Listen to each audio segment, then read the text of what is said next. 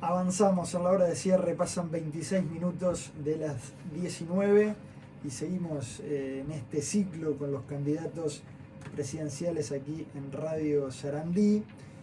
Ya tenemos la visita de Gonzalo Martínez, es el candidato de la Unidad Popular Frente de Trabajadores, a quien recibimos con mucho gusto. Martínez, ¿cómo anda? ¿Qué tal? Un gusto, un placer. Es el candidato más joven Sí, que se postula en estas elecciones. ya se confirmó eso porque estaba con las internas, había alguna duda, pero en realidad sí, soy el más joven.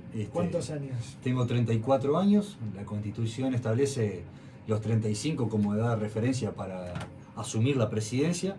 Los 35 los cumplo el día antes de las elecciones, así que justito, entra ahí. Cumplimos con la formalidad, pero bueno, venimos con muchos años de militancia, ¿no? En distintos ámbitos, a nivel estudiantil, a nivel sindical, a nivel partidario, y bueno, también estuvimos me tocó ser parte del equipo parlamentario de Eduardo Rubio de la Unidad Popular en el periodo pasado, lo cual fue un trabajo bien intenso durante 5 años, así que hay experiencia. Y brevemente, ¿cuál ha sido su derrotero de militancia que lo lleva ahora a esta responsabilidad de encabezar una agrupación política de la que vamos a hablar más adelante? Bueno, en definitiva, no es muy distinto a lo que le ha tocado vivir a mucha gente, en el sentido de ser parte de una familia trabajadora, donde la discusión y la conversación sobre política era cotidiana, por supuesto que de una perspectiva, una concepción de izquierda.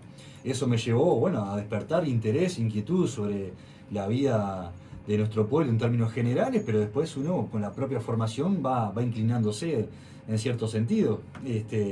Empecé a militar a nivel estudiantil en secundaria, después en formación docente, yo hago LIPA de historia. ¿Es de Montevideo usted? Sí, de Montevideo. ¿De qué barrio? Ahora vivo en La Teja, hace 6 años vivo en La Teja. Me crié en realidad buena parte en Salinas, después nos mudamos para Montevideo y ya más de adulto en La Teja. Y bueno, la militancia después también fue partidaria en el movimiento 26 de marzo, que integro hasta ahora. Bueno, y el 26 de marzo fue parte del Frente Amplio, fundadora. Después se inicia un proceso de alejamiento del Frente Amplio y crea la Asamblea Popular junto con otras organizaciones, el Partido Humanista, el Partido Comunista Revolucionario, el Movimiento en Defensa de los Jubilados, y allí milité y desde la Unidad Popular se logró la representación parlamentaria en el periodo pasado con Eduardo Rubio, y ahí trabajé 5 años, bueno, presentando proyectos de ley, impulsando las comisiones investigadoras, analizando lo que fueron los proyectos presupuestales o las rendiciones de cuentas. Y ya en esta recta final del año pasado, bueno, junto a la Unidad Popular, en conversaciones con el Partido de los Trabajadores y el Frente de Trabajadores en Lucha, que son otras dos organizaciones políticas de izquierda, se conforma esta alianza con la que estamos transitando esta campaña electoral. Y bueno, en las conversaciones internas se definió la fórmula, se definió el programa, el contenido, y bueno, nos tocó ser parte de ese proceso. Bien, vamos a hablar de la plataforma política. Como usted decía, tuvo militancia en el Frente Amplio. ¿Por qué se fue? Más allá de que se fue todo el 26 de marzo, ¿no? Y usted particularmente, ¿por qué acompañó esa retirada? Bueno, en ese momento yo era adolescente, joven, y no así, eso no quita que no tuviese capacidad de análisis, ¿no? Y creo que también uno es mucho más visceral en ese sentido, y también tiene menos ataduras, que creo que ese es uno de los problemas principales que hoy le pasa a muchos frente amplistas, ¿no? Una atadura sentimental que fundamenta y que justifica su continuidad dentro de la estructura. En el caso de cuando uno es más joven, a veces lo sentimental no pesa tanto, ¿no? Y uno se convierte más racional, si se quiere. En el Frente Amplio hubo señales muy claras en términos históricos y en ese momento particularmente, de un corrimiento hacia el centro en cuanto a sus definiciones históricas, ¿no? Nosotros lo ponemos como un ejemplo muy gráfico, pero es uno de los muchos. Cuando Tabaré Vázquez asigna a Astori como ministro de Economía en Washington, dándole la tranquilidad y la certeza a los organismos internacionales de crédito de que la política económica que se iba a llevar adelante no iba a generar rispideces, y cuando Astori les propone además un acuerdo de pago frente a la deuda externa, bueno, fueron señales contundentes. A eso se le suma después el posicionamiento vinculado a las tropas militares en Haití, el tema de la impunidad. Es más, Tabaré Vázquez asume la presidencia y 20 días después saca un decreto presidencial que mantiene la concesión del agua privada en Maldonado, siendo que Tabaré gana junto con el plebiscito del agua, que en este año se cumplen 20 años, donde el 64% de la gente aprobó la no mercantilización, la no privatización del agua. Bueno, Tabaré 20 días después ya está incumpliendo eso. Entonces, después se le suma la ley de educación, que a mí me tocaba de cerca por mi militancia estudiantil, que se había hecho todo un congreso donde militó muchísima gente vinculada a la educación, se elaboró un proyecto de ley muy importante y el Frente Amplio lo desconoció completamente, lo encajonó y aprobó lo que terminó siendo la Ley General de Educación, donde no se le daba la autonomía del gobierno, donde no se garantizaba el 6%, donde no estaba la universidad pedagógica. En fin, fueron toda una sumatoria de elementos que luego de 3 periodos se incrementaron, ¿no? Porque después tenés el problema de la tierra, las plantas celulosas que se instalaron las 3, básicamente la gestionó el Frente Amplio. La tierra se extranjerizó en un 50%, fundamentalmente la gestión Frente Amplista. La deuda externa se triplicó en la gestión Frente Amplista. La impunidad no se eliminó en la gestión Frente Amplista. Entonces, cuando uno va sumando elementos, fundamentan nuestra decisión de, construir un camino alternativo de reunificación de la izquierda uruguaya, porque para nosotros que otros claudiquen no implica que nosotros también lo hagamos. Y en estos momentos eso cobra vitalidad porque hay mucha gente que entiende, por ejemplo, con el caso del plebiscito de la Seguridad Social, donde está convencida que va a votar el sí, donde entiende que hay que eliminar la AFAP, pero tiene una fórmula presidencial del Frente Amplio y a sus principales candidatos y al futuro ministro de Economía, todos en contra del plebiscito. Entonces, hay una confrontación muy grande de intereses, de visiones, y que a veces hay gente que se mantiene esa estructura por una cuestión sentimental. Y ahí es donde entra la cuestión de octubre, ¿no? No se puede entender como un pragmatismo a la hora, por ejemplo, de ser gobierno, teniendo en cuenta esa diversidad que también conforma el Frente Amplio. Yo no creo se que puede entender desde esa perspectiva. Pragmáticos hay que ser todo lo que se pueda, pero eso no puede implicar la relativización de las definiciones ideológicas o de los principios. Si yo entiendo que hay que ser práctico vinculado a los recursos ambientales, ¿no? Una cuestión práctica es protegerlos, no habilitar políticas contaminantes. Eso ya no es ser práctico, es ser funcional. En materia de derechos humanos, lo que decíamos recién, celebramos cada vez que encontramos los restos de un compañero desaparecido y los podemos identificar. Pero ser prácticos y justos implicaría la eliminación de la ley y darle todos los recursos que se necesiten para tal investigación. Yo escuchaba el otro día a familiares, los abogados se los tienen que pagar ellos mismos. Había una discusión con respecto a quién financiaba las retroexcavadoras para hacer las búsquedas o los equipos de antropólogos. Si realmente hay compromiso, no puede ser que los familiares se estén pagando ellos mismos, los abogados, por ejemplo, ¿no? ¿Qué es ser de izquierda hoy? ¿O qué entiende la Unidad Popular, el frente ahora que se ha conformado respecto a ser de izquierda? Bueno, nosotros, esta alianza tiene una pluralidad y una diversidad de concepciones o de corrientes dentro de lo que es el espectro de izquierda, digamos, ¿no? Hay compañeros que son maoístas, hay otros que son trotskistas, otros son marxistas-leninistas, hay gente que es humanista, pero siempre de una concepción de izquierda, ¿no? Y creemos que en estos momentos, si uno tuviera que reducirlo o simplificarlo, ser de izquierda en Uruguay implica colocar en el centro los intereses populares, pero de verdad, no desde el punto de vista de los discursos, ¿no? Y te puedo seguir poniendo ejemplo. Si uno dice que realmente tiene como centro los intereses populares, hay que darle el 6% del PIB a la educación, porque eso involucra la educación de nuestro pueblo, eso implica el salario de los trabajadores, la educación, eso implica condiciones materiales dignas para poder tener una política educativa. Si vos realmente estás comprometido con la educación pública, tenés que eliminar la transformación educativa de este gobierno y no como dice Orsi, que la va a mantener. Si vos estás comprometido con los intereses populares, tenés que generar políticas de empleo genuino y no estar dándole luz verde y veña libre a la inversión extranjera que después no paga impuestos, contamina los recursos naturales, no produce nada de interés para nuestro pueblo y encima tampoco paga buenos salarios. Hay muchas cosas que pueden ser compartibles. Ahora hay quien también les puede decir, no hay cuestiones que ya se demostraron no han funcionado en el mundo después de la caída del muro de Berlín. Usted nombró algunas orientaciones que tiene el partido, no reivindican cosas que la historia fue dejando atrás. Mirá, y para ponerte un ejemplo bien gráfico, la seguridad social.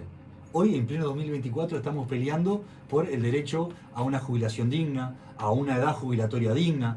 Seguimos peleando por el aguinaldo, por ejemplo, cosa que lo eliminó la dictadura y que los únicos que gozan de aguinaldo son los militares. Bueno, los primeros países en avanzar seriamente en política de seguridad social fueron los países socialistas. Cuando hablamos de el desarrollo científico tecnológico a favor de los intereses populares o al servicio del pueblo, y los que más avanzaron fueron los socialistas. Eso no quiere decir que nosotros seamos dogmáticos, esquemáticos, que hayamos quedado estancados en la historia, para nada. Nosotros seguimos reivindicando definiciones ideológicas, principios que se adapten al Uruguay 2024. Del 2024. Y esto vale incluso para la plataforma de gobierno del Frente Amplio en el 71. Que si uno lo trae al Uruguay actual, hay cosas que tienen que ser ajustadas, complementadas, pero no quiere decir que se relativicen las cosas. Todo tiene que ser estatal, por ejemplo, no hay un rol que puede cumplir lo privado a nivel de justamente las empresas que maneja el Estado, etcétera. Bueno, hay cuestiones que para nosotros son muy importantes. Los servicios y los derechos fundamentales del pueblo los tiene que asegurar el Estado.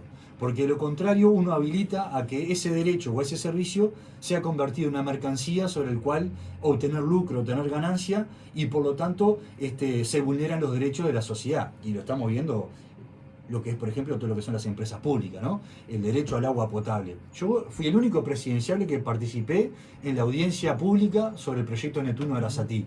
Y allí quedó muy claro que ese proyecto es una iniciativa privada, que sale carísimo al pueblo uruguayo, que no resuelve el problema del agua y que en definitiva mercantiliza un derecho como el agua, ¿no? Un recurso como el agua. Bueno, eso es algo que está vigente hoy.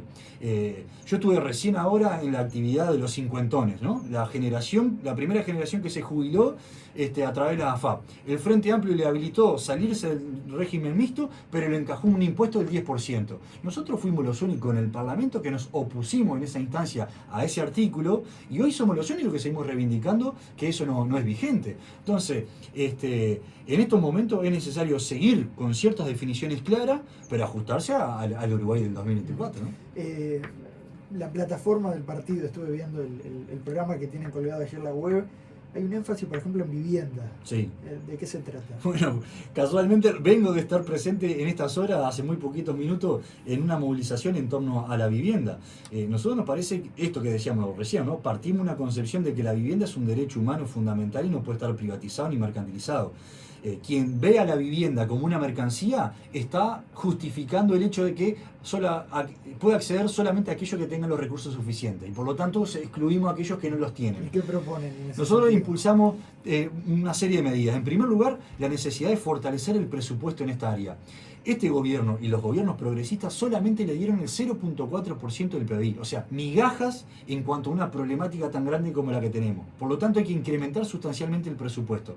En segundo lugar, es necesario sumar una política de vivienda que sea estatal, y ahí nosotros propusimos en su momento, que se aprobó en diputados y queremos volverlo a impulsar, el Plan Nacional de Vivienda Popular.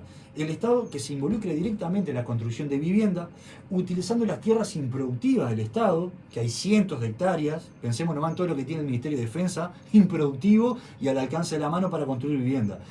A eso sumarle la posibilidad de la expropiación de tierras privadas, que es un recurso constitucional, que de hecho este gobierno y el anterior hicieron más de 1.100 expropiaciones a gente, a familia, para construir el ferrocarril central, ¿no? O sea, se puede hacer y se puede resarcir. A cambio de... Sí, por supuesto. Pero creo yo que de interés social poco tiene esa vía. El único interés es para la planta de celulosa, ¿no? Entonces, esas expropiaciones serían a cambio de claro. resarcimiento. En el caso del Estado tiene un sentido muy menor, ¿verdad? Porque ya es propiedad del Estado. Pensemos en el Ministerio de Defensa, en lo que es AFE, pensemos... ¿No puede afectar la propiedad privada, que está garantizada en la Constitución? Claro que sí, claro que afecta a la propiedad privada. Y creemos que hay que hacerlo. Pensando más en la cantidad de terrenos baldíos que tenemos en pleno centro de Montevideo, y esto vale para todas las capitales del Uruguay, de todos los departamentos, la cantidad de terrenos que están en propiedad de privado y que están siendo utilizados para la especulación, haciendo que suba el precio, el valor de ese terreno, para después generar mayor ganancia para ellos. Bueno, nosotros queremos que la familia trabajadora pueda vivir en pleno centro de Montevideo y que no se tenga que ir a la periferia porque gana 60.000 pesos de ingreso como núcleo familiar. No. Y creo que uno de los fracasos principales de las políticas de vivienda actual y anterior es la ley de vivienda de interés social. Justamente una ley creada por el Frente Amplio, que este gobierno la mantiene, la actualizó, pero esa ley que implicó con exoneraciones 1.000 millones de dólares. Para la construcción. 1.000 millones de dólares es lo que el Estado dejó de recaudar para beneficiar a las grandes constructoras, que en estos 12 años construyeron 33.000 viviendas, de las cuales solamente el 17% están habitadas por familias. Familias que ganan muy bien. ¿Por qué? Porque esos apartamentos te salen 140.000 $40.000 un solo dormitorio.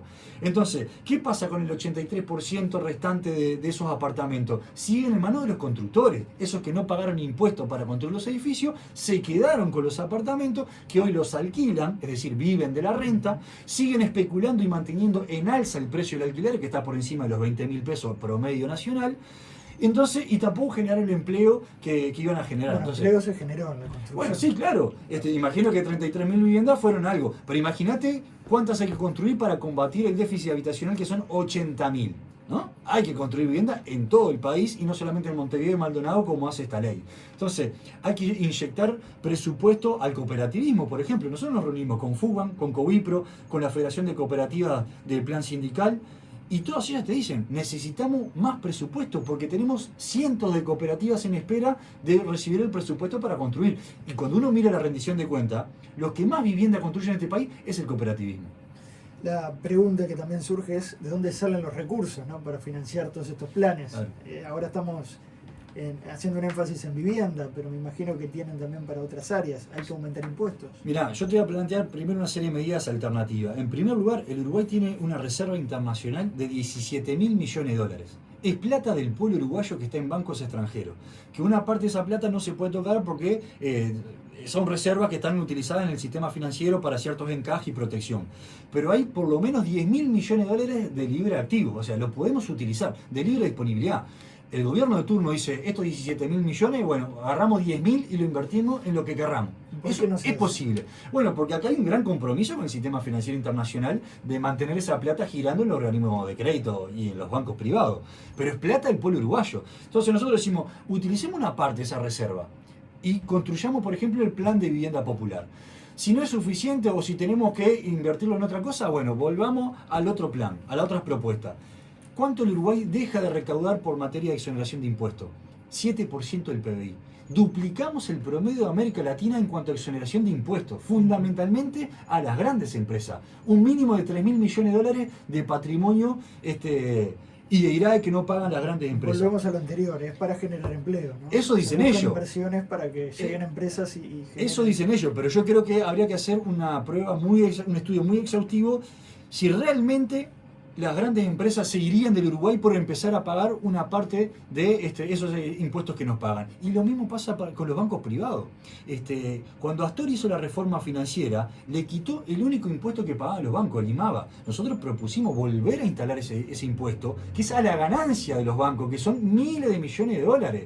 Incluso el propio Banco República, ¿no? Entonces, ahí hay plata que se puede utilizar, porque de lo contrario vamos a seguir cargando a los trabajadores y a nosotros nos parece que ese no es el camino. Ya bastante se paga de IRPF, bastante se paga de IAS, bastante se paga de IVA en la canasta básica. Son todos impuestos que para nosotros hay que eliminar. Ustedes plantean también un saneamiento, así lo han titulado, de la administración pública.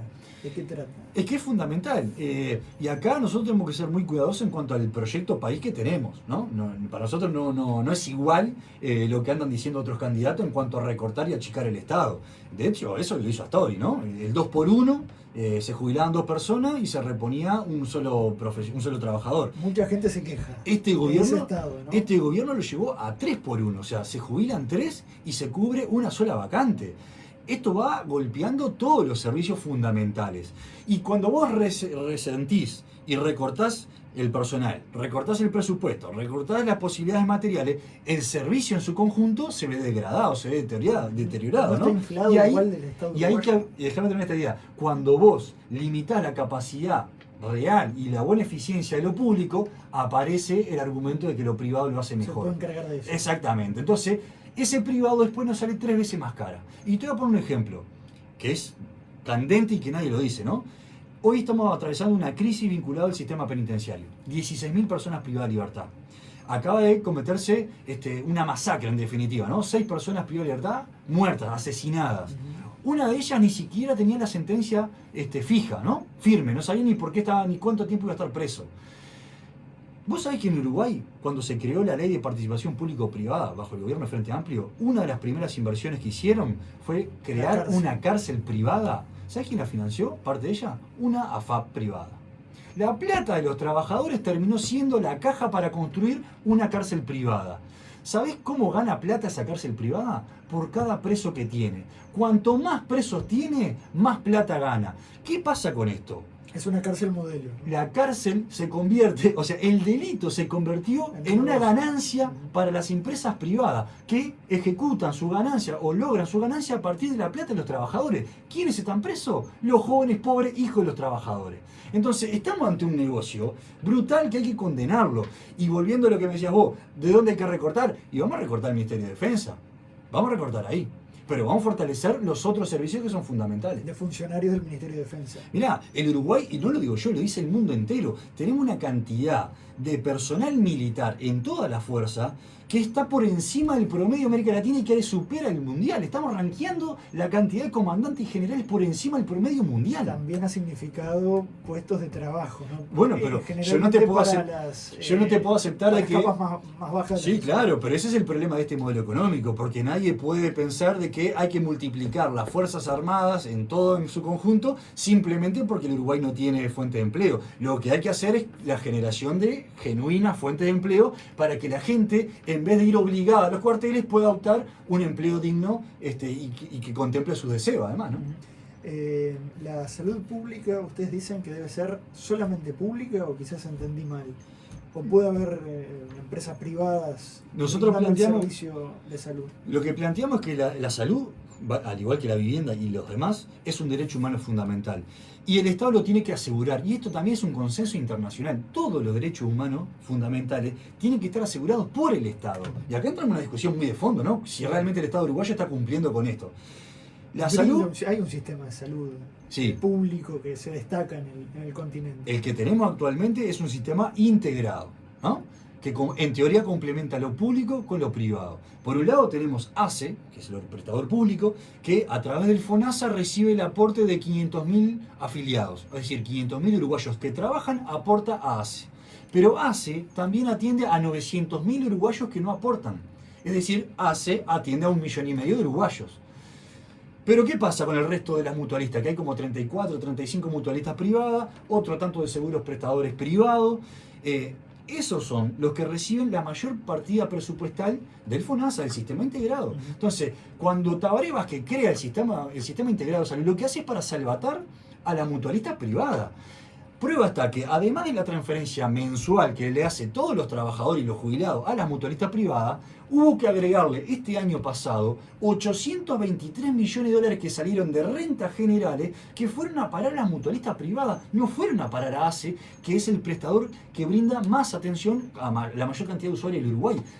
ACE duplica el promedio de usuarios por FONASA de las mutualistas, de la mayor mutualista que más socios tiene. Entonces, cuando uno pasa raya, resulta que toda la plata que aportan los trabajadores y que sale de rentas generales termina en la mutualista privada y no fortalecer lo público. ¿Qué decimos nosotros? El Estado tiene que destinar sus recursos a lo público. Si hay un conjunto de médicos que quieren tener su propia empresa, que la hagan. Y le quieren cobrar a la gente, que le cobren. Y el que quiera pagar, que lo pague. Pero el Estado tiene que fortalecer y garantizar la calidad en lo público. Bien. Vamos al tema del plebiscito por la seguridad social. Ustedes están a favor del sí. Muchos economistas, o la gran mayoría, así como gran parte del sistema político, sí, está en contra y dan sus argumentos. ¿Ustedes por qué sí están a favor? Bueno, nosotros estamos a favor por cuestiones ideológicas, filosóficas y también económicas, que evidentemente no son los mismos asesores los que tenemos, ¿no? Primero, y volviendo a reiterar esto de los derechos, la seguridad social se constituyó en el mundo como un garante para los más vulnerables por sobre todo, pero para el conjunto de la población. En Uruguay supimos tener un modelo o una política bastante sólida y eficiente. Pero cuando aparece el lucro, cuando aparece la privatización, cuando aparecen las AFAP en 1996, esto se desvirtúa y empieza a transitar un problema muy complejo. Las AFAP tienen 24.000 millones de dólares en su poder. Esto implica que hasta el momento le venimos transfiriendo, este año pasado, 1.500 millones de dólares desde el BPS a las AFAP. Entonces ahí ya empezamos con uno de los elementos, cuando dicen que el BPS es deficitario. Bueno, muchachos, le estamos pasando 1.500 millones de dólares a las AFAP. Ahí ya tenemos una caja que se va recortando, ¿verdad? El segundo elemento, aquella promesa de que con la privatización de las AFAP íbamos a mejorar el problema de las jubilaciones bajas, resulta que no es así. Uno mira, como te decía, vengo de la movilización de los cincuentones. Las cincuentones, ¿por qué se fueron? Porque le estaban recortando un 30% de sus jubilaciones con respecto al BPS. Se fueron de las AFAP, bueno, Astori le puso un impuesto del 10% y hasta el día de hoy es algo injusto que sigue vigente. Pero cuando uno mira el caudal, el total de las jubilaciones que pagan las AFAP, el 61% de esas jubilaciones están por debajo de los 5.600 pesos. La inmensa mayoría son menores a 2.000 pesos. A pesar de los aportes. A pesar de los aportes que hizo todos los meses, ¿no? Entonces, después, no solamente que no cumplieron con el problema de las bajas jubilaciones, sino que además no han aportado nada sustancial a la seguridad social en su conjunto, que debería ser el primer elemento de la jubilación en sí misma. Pero pensemos lo que pasa con los seguros de paro, los seguros de enfermedad, las prótesis, todos los servicios que brinda el BPS. La AFAP no te brinda nada de eso. Es una pura y dura especulación y utilización de los recursos económicos de los trabajadores. Entonces, en este momento, si se elimina la AFAP, retorna la plata de esos trabajadores a la órbita del BPS, a la órbita de lo público, y se fortalece. El Estado dejaría de tener que transferirle los 1.500 millones de dólares de que le transfiere el BPS a la AFAP, y con esa plata se puede saldar no solamente los 400 millones que Renta General le tiene que transferir anualmente al BPS, ¿no? Porque si vos te quedás con los 1.500, ahí ya tenés los 400 que Renta General le manda al BPS. Pero además tenés la plata que necesitas para incrementar las jubilaciones mínimas. Eso por una cantidad de años determinada. ¿Y después qué pasa? Sí, bueno, primero, no es menor la cantidad de años, porque cuando ellos hacen sus especulaciones y proyecciones, te la tiran a 100 años para adelante. Nosotros estamos hablando del día a día del jubilado. De un día para el otro, aquellos que ganan 16, 17, 18 mil pesos de jubilación pasan a ganar 22.000. Eso es lo primero que tenemos que pensar. ¿Cómo se le dignifica la vida a ese trabajador o a ese jubilado que empieza a tener unos pesos más? Pero además, en perspectiva, nosotros creemos que el Estado tiene que brindar todo lo que se necesita, y para ahí tendrá que desarrollar otras estrategias. Por ejemplo, la diferencia que hay en el aporte que hace el trabajador con el empresario. El trabajador aporta el 15% de su salario. En cambio, el empresario aporta solamente el 7.5%. Lo que está vinculado al mundo rural aporta el 1.9% por cada trabajador. Y todo aquello que está amparado en zona franca de inversiones no aporta nada a la seguridad social. Entonces, si hay que hacer caja para sostener la seguridad social en un futuro, hay que atender estos puntos que hoy son un problema. Pensemos en la cantidad de gente que no aporta. Hay 400.000 trabajadores en negro en Uruguay, y que evidentemente todo esto es plata que no llega al BPS. El argumento de atar las jubilaciones, aumentar las jubilaciones, puede afectar el salario en un futuro, porque algún ministro de Economía va a decir, bueno, no me salen las cuentas, no voy a elevar el salario porque voy a tener que aumentar las jubilaciones mínimas. Bueno, eso es una hipocresía brutal, ¿no? Quien diga eso es un hipócrita. Porque condicionar el incremento del salario mínimo y de las jubilaciones mínimas porque hay que hacer un mayor desembolso es porque se quiere beneficiar no al pueblo trabajador, sino a los otros, a los que hoy gozan de las exoneraciones. ¿Pero no hay otra manera de aumentar las jubilaciones sin este mecanismo que se está proponiendo? Bueno, han pasado 15 años de gobierno progresista, pasó 5 años de la coalición de derecha, y las jubilaciones siguen bajísimas. Entonces, cuando depende únicamente de la voluntad política de los gobiernos de turno, parecería que no hay otro mecanismo. La voluntad popular tiene que hacerse valer y establecer este mecanismo. Pero además, la mayoría de los salarios en este país no se fijan por el Poder Ejecutivo, se logran a través de los convenios de salarios colectivos, ¿no? Los convenios colectivos. Entonces, la inmensa mayoría de los trabajadores van a seguir luchando para que a través de los convenios se logre el mejor resultado y así llevar al alza los salarios mínimos. Para finalizar, cuando se dice la Unidad Popular es la extrema izquierda, la izquierda radical. Es un disparate. Es un disparate, eso lo hemos escuchado de mucha gente que intenta estigmatizarnos, que intenta ningunearnos, que intenta colocarnos en una palestra, en un espacio irracional prácticamente. Nosotros somos de izquierda. Uno mira nuestro programa, como lo leíste vos, ¿a vos te parece que somos radicalizados? ¿Que somos sesentosos? ¿Que estamos fuera de este planeta? No, yo vengo, mirá, hoy en la mañana tuvimos una reunión con el Partido Verde Animalista para ver las coincidencias que tenemos en nuestro programa y el de ellos. Y bueno, su candidata, la que fue su candidata, nos presentó y dice, vengo asombrada de las coincidencias que tenemos en esta área. Y sí, porque nosotros somos gente de a pie, pero que pensamos de una perspectiva de izquierda, una perspectiva de los trabajadores, de los humildes, y elaboramos y militamos para que los humildes estemos colocados en el centro de las políticas. ¿Cómo se vota la Unidad Popular? Es decir, ¿qué lista manejan. Está Eduardo Rubio también, que ya fue diputado compitiendo. Eduardo Rubio encabeza una de las listas, que es la 326, la del Movimiento 26 de Marzo, pero también hay otras listas, que bueno, está la 960, que es del Partido Comunista Revolucionario, la 1969, que es del Partido Humanista, la 3060, que es del Movimiento en Defensa de los Jubilados, y la 1917, 565, que es del Partido de los Trabajadores junto al Frente de Trabajadores. La expectativa es alcanzar una banca, por lo menos, en diputados. Para eso estamos trabajando, porque somos conscientes que la presidencia está lejana para nosotros y creemos que es fundamental que de este espacio haya representación parlamentaria para impulsar las propuestas que tenemos vinculadas a la protección de los bienes naturales, a generar los presupuestos que se necesitan en el área de los servicios sociales, para enfrentar las políticas que golpean los intereses populares, y también queremos estar en el Parlamento para ser garante de que se cumpla con el contenido de la papeleta de la Seguridad Social. Porque el Parlamento va a tener 2 años para reglamentar su contenido. Y evidentemente, diputados y senadores de la coalición de derecha no van a hacer nada para que esto se aplique. Y de la coalición progresista, bueno, ya hemos visto a muchos candidatos al Senado y a diputados que dijeron que van a hacer muy poquito o nada. Y aquellos sectores que sí apoyan el plebiscito, después hemos visto que le aplican la disciplina partidaria y teniendo a O'Donnell como ministro de Economía, difícilmente vayan a avanzar seriamente en el cumplimiento del contenido. Bueno, nosotros queremos estar en el Parlamento también para ser garantes de esta pelea. Gonzalo Martínez, candidato presidencial de la Unidad Popular Frente de Trabajadores, gracias por este tiempo. Gracias a vos, un placer.